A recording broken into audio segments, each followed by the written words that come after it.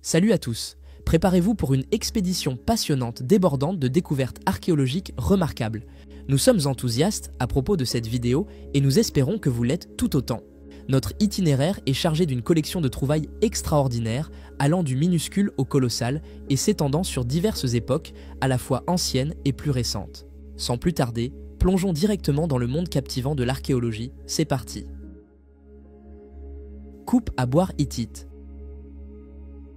Dans un fascinant mélange d'art et de fonctionnalité, une coupe à boire en argent en forme de poing, réalisée par les Hittites en Turquie centrale, est actuellement exposée au Musée des Beaux-Arts à Boston, aux États-Unis. Cet artefact unique, datant d'environ 1400 à 1380 avant Jésus-Christ, probablement durant le règne de Tudhalias III, est un témoignage de la sophistication de l'artisanat hittite. Le design de la coupe, qui évoque un hiéroglyphe hittite signifiant la force, est cru avoir été utilisé dans des rituels liés au dieu de la météo, Tarhuna. Une frise autour du bord représente Tarhuna tenant un taureau et le grand roi Tudhalias conduisant prêtres et musiciens d'une ville par-dessus une montagne personnifiée en figure humaine couverte de feuilles. Le design de la coupe n'est pas seulement esthétiquement agréable, mais porte également une signification symbolique, possiblement présentée au dieu pour accorder la force au donateur royal. Cet artefact soulève des questions intrigantes sur le concept d'art dans les cultures anciennes et la création intentionnelle d'objets qui mélangent l'utilisation pratique avec l'expression artistique. Ainsi, alors que nous admirons cette coupe ancienne en forme de poing, nous sommes rappelés du désir humain intemporel d'infuser beauté et signification dans les objets du quotidien. Pétroglyphes du Canyon Crow. Se dressant dans le paysage accidenté du Nouveau-Mexique aux États-Unis, les pétroglyphes du Canyon Crow représentent l'une des collections les plus étendues d'art rupestre navajo dans le sud-ouest américain. Datant du XVIe au XVIIIe siècle, ces pétroglyphes offrent un aperçu du riche patrimoine culturel du peuple navajo. Située dans le district archéologique isolé du Canyon Crow, la zone détient une importance historique significative en tant que patrie traditionnelle des Navajos, avec leurs racines remontant jusqu'à 1100. Les gravures complexes trouvées principalement sur les murs sud et est du canyon dépeignent un éventail fascinant d'animaux, d'humains, de cultures, d'armes et de figures surnaturelles. Les chercheurs spéculent que ces pétroglyphes étaient probablement liés à des pratiques cérémonielles ressemblant aux peintures de sable cérémonielles navajo. Parmi l'art navajo, vous découvrirez également d'anciens arts rupestres pueblo ancestrales. Au-delà des pétroglyphes, le site présente d'anciennes ruines navajo connues sous le nom de pueblitos, construites au XVIe et XVIIe siècle. Ce sont plus que de simples reliques, elles sont des connexions entre les Navajos du passé et les Navajos du présent. Aujourd'hui, la tribu Navajo est la plus grande tribu amérindienne des États-Unis, avec une communauté prospère de plus de 250 000 membres.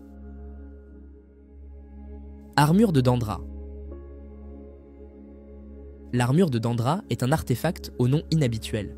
Cette armure est tout à fait différente de la plupart des armures anciennes. C'est un exemple parfait d'un type d'armure corporelle complète qui était spécifique à l'ère mycénienne de plus de 3000 ans. Elle porte ce nom car elle a été trouvée près du village de Dandra, en Argolide en Grèce, en mai 1960. L'archéologue suédois responsable de la découverte a dit que l'armure de Dandra est le plus ancien exemple de laiton martelé utilisé dans une armure corporelle. Les experts modernes sont d'accord avec lui et pensent que les panneaux de laiton qui composaient la combinaison ont environ 3500 ans. L'armure aurait été utile en ce sens qu'elle aurait fourni une protection raisonnablement adéquate pour les organes vitaux, mais elle aurait également été inconfortablement lourde. Le laiton seul est déjà assez lourd, mais les lanières de cuir qui les tenaient ensemble auraient rendu la combinaison encore plus lourde. Celui qui portait l'armure de Dandra aurait été couvert du cou au genou, mais il aurait probablement eu des difficultés à se déplacer sur le champ de bataille. Vase de Portland. Le verre camé, une forme de luxe de l'art du verre, est un témoignage exquis de l'ingéniosité et de la créativité des artisans anciens. Cette technique, qui implique la gravure ou l'etching et la sculpture à travers des couches fusionnées de verre de couleurs différentes pour produire des dessins, a été vue pour la première fois dans l'art romain antique autour de 30 avant Jésus-Christ. L'exemple le plus célèbre de verre camé romain est le vase de Portland, conservé au musée britannique. Le verre camé a été produit en deux périodes, la période précoce d'environ 30 avant Jésus-Christ à 60 après Jésus-Christ, puis de la fin du IIIe siècle à la période de Constantin le Grand et de ses fils. Après cela, La technique a été perdue jusqu'au XVIIIe siècle en Europe et n'a pas été perfectionnée à nouveau jusqu'au XIXe siècle. La période Art Nouveau a vu les œuvres les plus remarquables depuis la Renaissance, avec des créateurs tels qu'Émile Gallé et Dôme de Nancy abandonnant les sujets et les schémas de couleurs inspirés des Romains pour des designs de plantes et de fleurs. Aujourd'hui, le verre camé continue d'être produit, nous rappelant l'attrait intemporel de cette forme d'art complexe. Si nous avons perdu cette connaissance pendant des siècles, qu'avons-nous d'autre oublié qui reste encore à se rappeler? Cité antique de Pinara. Nous allons en Turquie avec le site ancien de Pinara, un établissement qui a été construit au pied du mont Babada. Les personnes qui vivaient ici enterraient leurs morts dans des tombes en nid d'abeilles qui étaient taillées dans la face même de la falaise. Très peu de choses sont connues sur les personnes qui vivaient ici. La plupart de nos informations sur les résidents de Pinara proviennent des écrits de Ménécrites, un historien lycien qui a vécu il y a 2400 ans. Selon lui, Pinara a été construite parce que la ville de Xanthos devenait dangereusement surpeuplée et donc certains de ses résidents devaient être envoyés ailleurs. Certaines sources disent qu'Alexandre le Grand a conquis Pinara en 334 avant Jésus-Christ, mais il y a une certaine controverse à propos de cette affirmation. Attaquer Pinara aurait sûrement été une perte de temps pour Alexandre, car elle était stratégiquement sans importance et existait dans un emplacement reculé difficile à atteindre. Certaines des inscriptions à l'intérieur des tombes de Pinara sont écrites en lycien, mais d'autres sont écrites en grec. Donc les Grecs sont finalement venus ici, que ce soit sous la direction d'Alexandre ou non. Les gravures sur les roches dans et autour des tombes suggèrent que le culte phallique a pu se produire ici, mais cela ne peut pas être vérifié non plus. Colline de Dorstone. Dans une découverte qui bouleverse notre compréhension de la propagation de la culture néolithique, des archéologues ont mis au jour un complexe de monuments néolithiques précoces à la colline de Dorstone, dans le Herefordshire, en Angleterre. Ces structures datant d'au moins 5800 ans font de la colline de Dorstone le site culturellement néolithique le plus ancien des Midlands de l'Ouest en Angleterre. Cette découverte remet en question la théorie selon laquelle les pratiques néolithiques se sont répandues de manière uniforme du sud-est au nord-ouest à travers la Grande-Bretagne. Au lieu de cela, elle suggère que la propagation était quelque peu irrégulière, avec des poches de chasseurs-cueilleurs et d'agriculteurs parfois coexistants pendant des centaines d'années.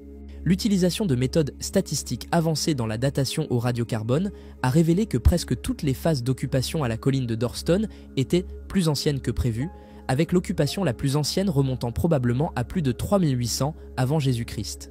Cette découverte pourrait avoir des implications dramatiques pour notre compréhension des premiers agriculteurs de la Grande-Bretagne, suggérant que leur propagation à travers l'île était inégale et désordonnée, marquée par des zones de changement précieux, des retards temporels et des relations diverses avec les chasseurs-cueilleurs indigènes. Autant nous pensons à nos ancêtres les plus lointains comme à des gens très simples, il semble qu'eux et leur peuple menaient des vies tout aussi compliquées que les nôtres, à leur manière. Réserve des tigres de Bandhavgarh. Notre prochaine découverte nous emmène en Inde où plus de 20 temples bouddhistes anciens et des peintures murales ont été trouvés dans la réserve des tigres de Bandhavgarh. Les archéologues ont fait preuve de beaucoup de bravoure en faisant ces découvertes car la réserve est encore très active et il y avait des tigres observant chacun de leurs mouvements. Les temples prennent la forme de grottes qui ont été taillées il y a entre 2200 et 2500 ans. Il y a en total 26 temples-grottes dans lesquels se trouvent 46 sculptures, 24 inscriptions, 19 sculptures d'eau, une paire de stupas votifs et même les restes de certains jeux de société en pierre. Ils sont restés en usage pendant très longtemps, avec des preuves sur place suggérant qu'il y avait une utilisation religieuse des temples jusqu'au XIe siècle. Certaines des structures d'eau pourraient être encore plus récentes, avec une date proposée du XVe siècle pour les plus jeunes d'entre elles. Des expéditions archéologiques ont eu lieu ici auparavant, mais celle qui a mené à ces découvertes est la première depuis 1938. La découverte la plus significative sur le site est une énorme sculpture de Varaha qui a probablement été réalisée entre le 9e et le 13e siècle. Cercle de bois mystérieux. Pendant des centaines d'années, personne ne savait que le cercle de bois de l'âge du bronze dans le Norfolk en Angleterre existait. Le site a été appelé Seahenge, bien que ce soit un nom donné par la presse britannique et qui n'est pas nécessairement exact. Il n'y a aucune preuve que ce soit ou ait été un henge, mais il a définitivement été réalisé par des humains. Le cercle est apparu en 1998 après que les sables se soient déplacés sur une plage appelée Holme, près de la ville de King's Lynn, révélant les restes du cercle avec une souche d'arbre inversée en son centre. Les poteaux de chêne, autrefois de 3 mètres de haut, ont été datés et montrés pour avoir presque 4000 ans. À l'époque, cette zone de terre aurait été un marais salant. La marée aurait détruit le bois s'il avait été laissé en place. Ainsi, le cercle entier a été extrait du sol et déplacé au musée de l'Inn, où il est maintenant exposé au public. La meilleure supposition des historiens est que c'était un site funéraire, mais c'est ce qu'ils disent souvent des structures qu'ils ne comprennent pas. D'une horloge à un calendrier, il aurait pu servir à un nombre quelconque de buts. Basilique Saint-Pierre. La basilique Saint-Pierre, inspirant la crainte dans la cité du Vatican, abrite les secrets de la nécropole du Vatican. Ce site souterrain remarquable contient 5 étages d'histoire remontant à la fondation de l'Empire romain. Au sein de la nécropole, les visiteurs peuvent explorer 3 niveaux, chacun représentant différentes périodes. Le premier niveau abrite un cimetière païen du 1er siècle, tandis que le deuxième niveau révèle un cimetière combiné du 5e siècle présentant un mausolée en pierre et des ruines telles qu'un fragment d'arc de triomphe. Ces 2 niveaux couvrent presque toute la durée de l'Empire romain. Niché entre eux se trouve un lieu vénéré qui, selon les fidèles, contient les restes de Saint-Pierre et la roche originelle sur laquelle l'église a été construite, symbolisant son importance biblique. En montant plus haut, les visiteurs rencontrent une église chrétienne du XIIe siècle, complète avec des grilles menant au sol de la basilique et à la grotte fascinante. Ce labyrinthe caché sous la basilique offre un aperçu de plus de 2000 ans d'histoire, connectant les visiteurs aux fondations anciennes de l'Empire romain et aux origines spirituelles du christianisme. Il ne serait pas exagéré de dire qu'il n'y a nulle part ailleurs comme cela sur Terre. Pendentif de Malia. Le pendentif de Malia, également connu sous le nom des abeilles de Malia, est un superbe pendentif en or datant de la civilisation minoenne, fabriqué quelque part entre 1800 et 1650 avant Jésus-Christ. Cette pièce exquise de bijouterie a été découverte dans une tombe à Chrysolakos, à Malia, en Crète, en 1930. Le pendentif représente 2 insectes identiques, possiblement des guêpes ou des abeilles, joints tête à tête dans un arrangement symétrique. Les ailes des insectes se déploient vers l'arrière et, des bords inférieurs des ailes et d'un point proche de l'extrémité de l'abdomen, pendent 3 disques. Les insectes semblent saisir un disque circulaire placé au centre et il y a une seconde petite globule lisse placée au-dessus de celle-ci, comme s'ils étaient en train de la manger. Le pendentif est actuellement exposé au musée archéologique d'Héraklion sur l'île de Crète en Grèce et est considéré comme l'une des pièces de bijouterie minoenne les plus célèbres. Cet artefact sert de témoignage au savoir-faire complexe et à la prouesse artistique de la civilisation minoenne. Il y a beaucoup que nous ne savons pas à leur sujet, mais au moins nous pouvons dire avec confiance qu'ils étaient maîtres en matière d'art. Trésor caché. Révélant un trésor caché qui a été dissimulé aux yeux des humains pendant des siècles, une pierre vieille de 400 ans, avec des inscriptions exquises, a récemment été mise au jour dans l'enchantant district d'Udupi, au Karnataka, en Inde. Cette découverte remarquable a émergé lors des travaux de nivellement pour le parc proposé Ashoka, une entreprise qui a sollicité l'assistance de résidents locaux dévoués. Gravés sur la pierre ancienne se trouvent des représentations intricates du soleil, de la lune, d'un Shivalinga resplendissant et d'un noble Nandi. Cependant, c'est le message profond contenu dans les inscriptions qui captive véritablement les historiens et les chercheurs. Un historien estimé, le professeur, a méticuleusement déchiffré le texte cryptique qui déclare que l'héritage durable de l'empire des rois régnants repose sur l'existence des corps célestes. Dans cette région sacrée, différentes communautés distinguent leurs frontières terrestres à travers des marqueurs distinctifs. Les Shivaïtes ont embrassé les pierres Linga Mudra, tandis que les Vaishnavas ont opté pour les pierres Vamana Mudra et les Jains ont honoré les pierres Mukoti. Ces pierres ne délimitaient pas seulement les frontières, mais symbolisaient également l'identité religieuse. Le professeur souligne l'importance critique de préserver ces artefacts historiques, ainsi que les mémoriaux de guerre et les pierres frontalières, en sollicitant la coopération et le soutien du public. Complexe de Qutba Minar. Premièrement, à l'ordre du jour, nous avons le complexe de Qutba Minar à Mehrauli en Inde. Il y a d'innombrables monuments anciens importants à l'intérieur du complexe, y compris le célèbre pilier de fer de Delhi qui ne rouille jamais. Le monument le plus célèbre sur le site est la Tour de la Victoire, nommée en l'honneur de l'icône religieuse, le saint soufi Khwaja Qutbuddin Bakhtiar Kaki, qui est un mystique et un érudit du XIIe siècle. La tour a pris presque 200 ans à construire, avec les travaux achevés en 1368. Pendant plusieurs siècles, il était traditionnel pour les dirigeants qui contrôlèrent la région d'ajouter des monuments propres au complexe. Même les Britanniques ont ajouté quelques bâtiments pendant le temps du Raj britannique. À part le pilier de fer et la tour de la Victoire, d'autres structures notables au complexe de Qutba Minar incluent la porte d'Alai Darwaza, l'Alai Minar et la mosquée Qubatul Islam, qui a été assemblée à partir des restes brisés de pas moins de 27 anciens temples hindous et jaïns. L'ensemble du complexe appartient maintenant au Trust national indien pour l'art et le patrimoine culturel, qui restaure et entretient autant de monuments que possible et organise également le festival annuel de Qutub, de musique et d'art. Casque de Mescalamdoug.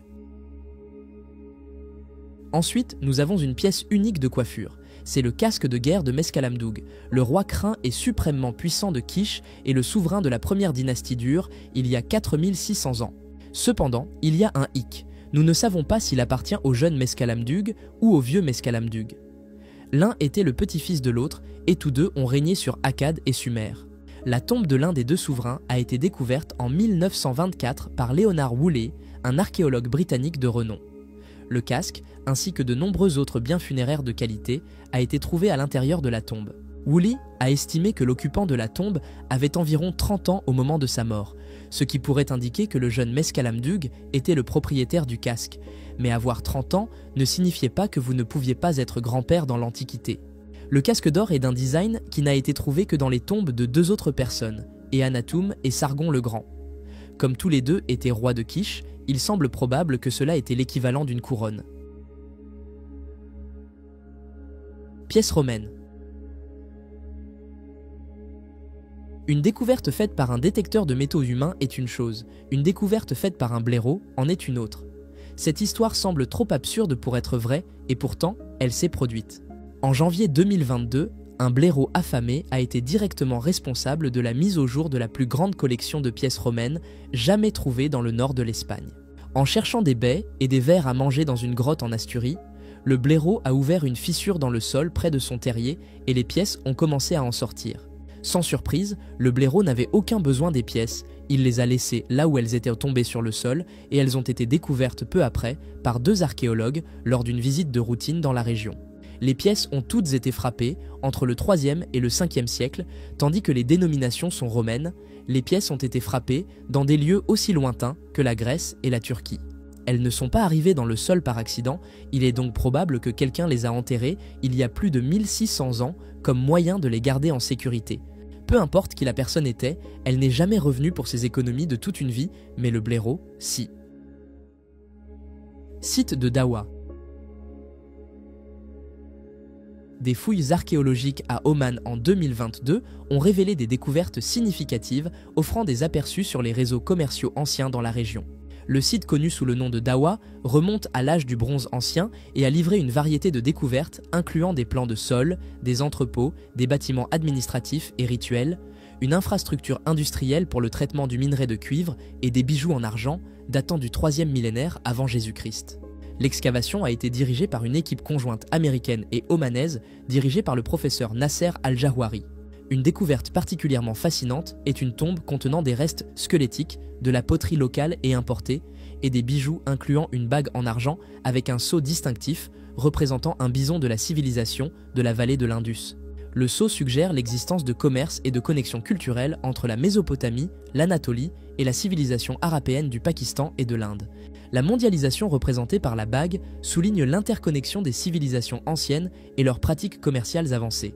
La découverte remet en question les hypothèses précédentes sur l'intelligence et les réalisations technologiques de la culture al-Nar, indiquant des solutions administratives précoces qui ont facilité la croissance économique. Les découvertes à Dawa fournissent des preuves précieuses de la diversité et de la complexité des réseaux commerciaux préhistoriques eurasiens, offrant un aperçu des connexions complexes qui ont façonné les civilisations anciennes. Reine Édith. Nous continuons avec la nouvelle que les plus anciens restes d'un royal anglais ont été découverts en Allemagne.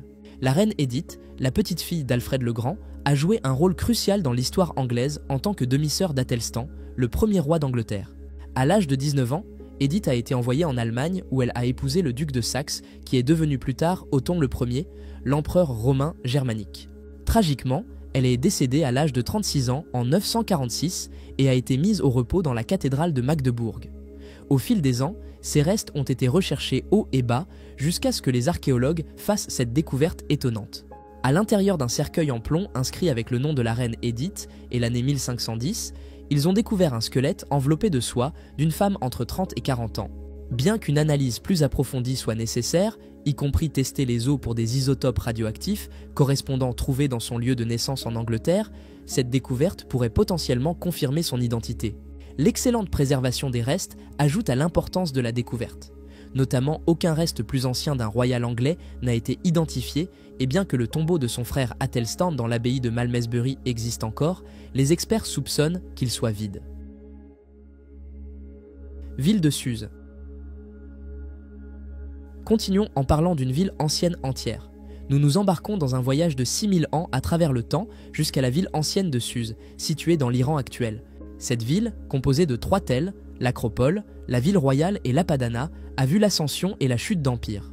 Depuis ses origines en tant que village autour de 4200 avant Jésus-Christ, jusqu'à son apogée en tant que capitale du royaume élamite et de l'empire perse achéménide. La fortune de Suse a augmenté et diminué avec des victoires militaires et des sacs dévastateurs tels que ceux de Nabuchodonosor le Ier et d'Assurbanipal. La grandeur de la ville est évidente dans les palais de Darius le Ier et d'Artaxerxès II, bien que les signes d'une population dense soient rares. L'étoile de Suse s'est estompée après la conquête d'Alexandre le Grand et elle est passée entre les mains de Séleucos le Ier. La ville a connu des périodes de prospérité sous les Parthes et les Sassanides, marquées par la croissance des zones résidentielles et l'émergence d'une communauté chrétienne. La conquête arabe au 7e siècle a apporté l'islam à Suse, menant à une autre période de prospérité avant son déclin éventuel. Ainsi, en explorant les ruines de Suse, nous ne découvrons pas seulement des pierres et des artefacts, mais le flux et le reflux de la civilisation humaine elle-même. Temple de la Lune. Le Temple de la Lune au Pérou est un incroyable monument inca rarement visité au Pérou. La raison pour laquelle il est si souvent négligé est due à sa proximité avec le Machu Picchu, ce qui signifie que de nombreux touristes se rendent sur le site plus célèbre et sautent celui-ci. C'est une erreur car il y a beaucoup de merveilles anciennes ici. Le centre des temples du Cap contient un trône en roche solide fait pour un individu inconnu et il y a des preuves que l'individu aurait pu être une momie plutôt qu'une personne vivante. Le temple a au moins 1500 ans mais n'a été découvert par les archéologues qu'en 1936. La qualité du travail de la pierre est incroyable pour son époque, incluant une grande porte à double linteau en pierre et des représentations physiques des 3 plans d'existence que les Incas croyaient les cieux, la terre et le monde souterrain. Partout dans le temple se trouvent des fausses portes qui ne mènent nulle part. La raison de leur inclusion est inconnue, mais ce n'est pas dire grand-chose, car le but du temple dans son ensemble reste un mystère. Le nom de Temple de la Lune a été donné à la structure de manière arbitraire, nous ne savons même pas comment les Incas l'appelaient, encore moins à quoi il servait. Momies maronites. Les momies maronites sont une collection remarquable de restes humains naturellement préservés qui ont capturé l'intérêt des archéologues et des historiens.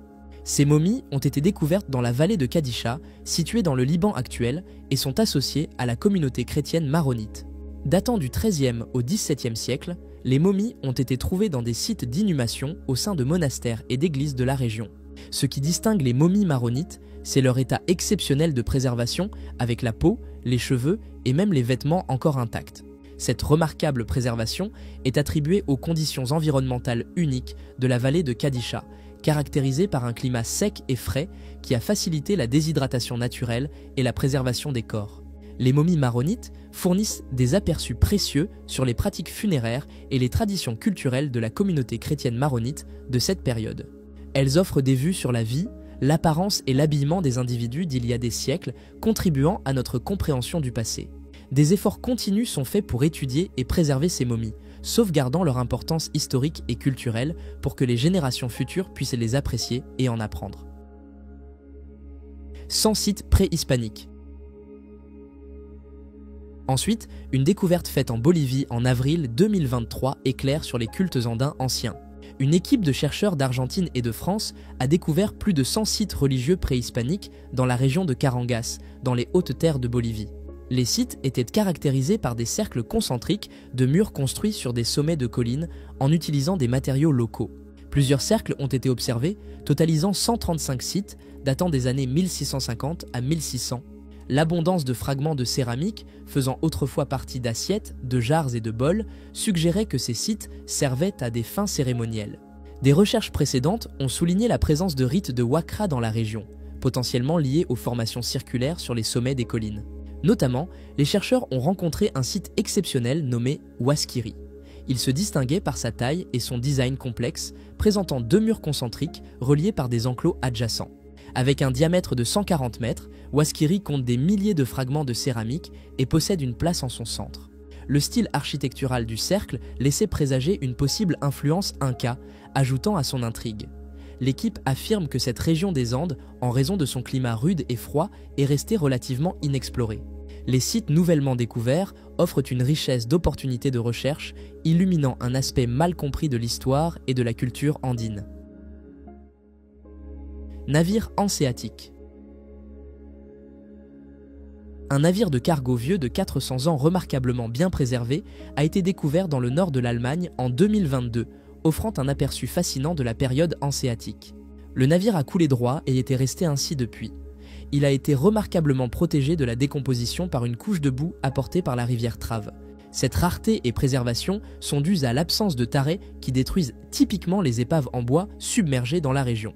L'épave, que l'on croit être une galéote, a été trouvée à une profondeur de 10 mètres et est chargée de barils en bois bien préservés contenant de la chaux vive utilisée pour la construction en pierre. La recherche historique suggère qu'elle a coulé en décembre 1680 et l'analyse dendrochronologique soutient cette période. Malheureusement, les documents vagues de l'époque enregistrent le fait qu'un navire a été perdu mais ne consignent pas le nom du navire. Peut-être était-il considéré si insignifiant qu'il n'en avait même pas. Des plans sont en cours pour remonter le navire du lit de la rivière pour une étude plus approfondie, offrant une occasion unique d'explorer sa construction, son origine et ses artefacts. Cette découverte sert de capsule temporelle remarquable de la fin de la période hanséatique, mettant en lumière les routes commerciales de la Baltique et fournissant des aperçus précieux sur l'histoire maritime. Palais de Nestor. Le palais de Nestor est un site archéologique important situé dans la région de Messénie en Grèce. Il porte ce nom parce qu'il est censé être le palais de Nestor, une figure de la mythologie grecque et le roi de Pylos. Le palais remonte à la fin de l'âge du bronze, vers le XIIIe siècle avant Jésus-Christ. Découvert en 1939 par un archéologue américain, le site a été largement fouillé, révélant un complexe bien préservé avec de multiples pièces, cours et magasins. La conception architecturale du palais, présentant des fresques complexes et une cour centrale, montre les techniques de construction avancées et les compétences artistiques de la civilisation mycénienne. De nombreux artefacts, incluant des tablettes d'argile avec des inscriptions, de la poterie et des objets en bronze, ont été découverts, éclairant les aspects politiques, économiques et culturels de la société grecque ancienne. Le palais de Nestor fournit des aperçus précieux sur l'administration et la vie quotidienne de la civilisation mycénienne, en faisant un site significatif pour comprendre l'histoire et les réalisations de cette culture ancienne. Aujourd'hui, les visiteurs peuvent explorer les ruines du palais et acquérir une appréciation plus profonde pour le riche patrimoine de la région. Tombe de Néfertiti. La tombe de Néfertiti, souvent désignée comme la chapelle Sixtine de l'Égypte, est renommée pour abriter certaines des peintures les mieux préservées d'Égypte. Cette tombe a été construite pour Néfertiti, la première des grandes épouses royales de Ramsès le Grand. Les peintures à l'intérieur de la tombe sont vibrantes et détaillées, fournissant une représentation claire de ce à quoi les tombes et les temples pourraient avoir ressemblé pendant l'Antiquité. La tombe de Néfertiti se distingue par son niveau extraordinaire de détail, surpassant d'autres tombes trouvées dans la vallée des rois ou la vallée des reines. Elle attire de nombreux visiteurs pour des raisons évidentes, mais ces visiteurs devraient être conscients que le coût pour entrer dans la tombe peut être élevé et le temps à l'intérieur est généralement limité à environ 10 minutes. Cela dit, les gardes sont généralement indulgents à propos de cette politique, surtout si vous êtes heureux de leur glisser un billet de banque ou quelques pièces pour les persuader de détourner le regard. Malgré le coût et la restriction de temps, l'opportunité de témoigner de l'art remarquable à l'intérieur de la tombe de Néfertiti en vaut bien la peine. Il n'y a pas de tombe en Égypte tout à fait comme elle. Squelette pirate. Des archéologues marins ont peut-être fait la découverte de leur vie au large de la côte de Cape Cod, dans le Massachusetts aux États-Unis, au début de 2021. Ils ont identifié 6 squelettes préservés dans des concrétions sur le fond marin, à proximité de l'épave du légendaire navire pirate Whydah. Et ils croient que l'un des squelettes est probablement les restes du célèbre capitaine pirate Black Sam Bellamy. Il y avait 146 hommes à bord du Whydah lorsqu'il a été perdu lors d'une tempête en 1717, dont seulement 2 ont survécu. 101 n'ont jamais été trouvés et Black Sam Bellamy fait partie de ce nombre. Un pistolet identifié comme appartenant à Bellamy a été trouvé dans les concrétions, donnant aux experts plus de raisons de croire qu'ils avaient enfin trouvé leur homme. La carrière de Black Sam en tant que pirate n'a pas duré longtemps, mais elle a brillé de 1000 feux. Il a capturé pas moins de 53 navires, pillant environ 130 millions de dollars de trésors dans le processus.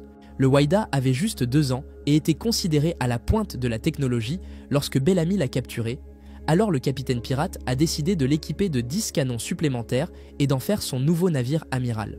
Malheureusement pour lui, le poids de ces canons a peut-être été en partie responsable de son naufrage éventuel. C'est tout pour aujourd'hui. Quel a été votre moment préféré? Commentez, aimez, partagez et abonnez-vous. À bientôt.